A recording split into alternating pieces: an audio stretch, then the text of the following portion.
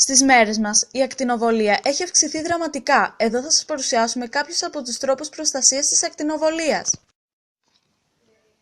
Αρχικά, ένας από τους σημαντικότερους τρόπους ακτινοβολίας στις μέρες μας είναι τα κινητά τηλέφωνα.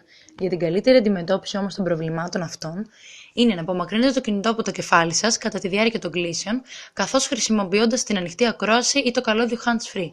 Μην έχετε το τηλέφωνο στην τσέπη σας όταν μιλάτε από hands-free, καθώς τα κινητικά όργανα είναι ιδιαίτερα ευαίσθητα σε ασύρματες ακτινοβολίες. Περιορίστε το χρόνο ομιλίας από κινητό τηλέφωνο, χρησιμοποιώντας το όταν είναι πραγματικά απαραίτητο και επικοινωνήστε καλύτερα με SMS. Προτιμήστε να κάνετε κλήσεις όταν έχετε σήμα 3G, καθώς η εκπεμπόμενη ακτινοβολία του κινητού είναι πολύ λιγότερη από ό,τι όταν έχετε σήμα 2G. Αποφύγετε να χρησιμοποιείτε το κινητό τηλέφωνο σε σημεία με κακό σήμα, όπου το τηλέφωνο εκπέμπει σε πλήρη ισχύ για να συνδεθεί. Καλύτερο σήμα υπάρχει συνήθως δίπλα στο παράθυρο. Αποφύγετε τη χρήση του κινητού τηλεφώνου στα αυτοκίνητα, σε τρένα, πλοία, λεωφορεία και άλλα, αφού η ακτινοβολία του ανακυκλώνεται εσωτερικά, ανακλώμενη στις μεταλλικές επιφάνειες, ενώ καθώς μετακινείστε το αυτοκίνητο, εκπέμπει σε πλήρη ισχύ γιατί συνεχώς προσπαθεί να συνδεθεί με την πλησιέστερη κεραία.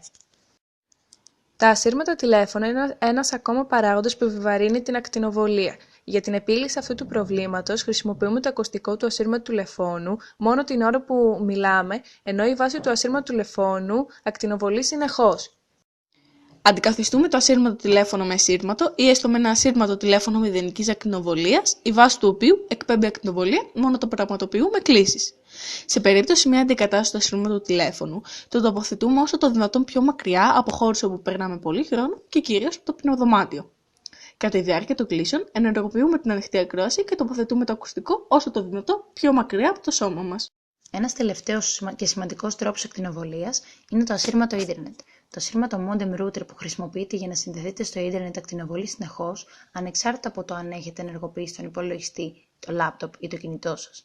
Γι' αυτό λοιπόν, απενεργοποιήστε την ασύρματη λειτουργία του modem router, συνήθως πατώντας κάποιο κουμπί ή ρωτήστε τον κατασκευαστή του αν δεν γνωρίζετε.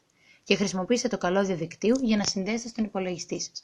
Επίσης, σε περίπτωση μη απενεργοποίησης της ασύρματης λειτουργίας του modem router, τοποθετήστε το όσο το δυνατόν πιο μακριά από χώρους όπου περνάτε πολύ χρόνο και κλείνετε το modem τουλάχιστον κατά τις βραδινές ώρες.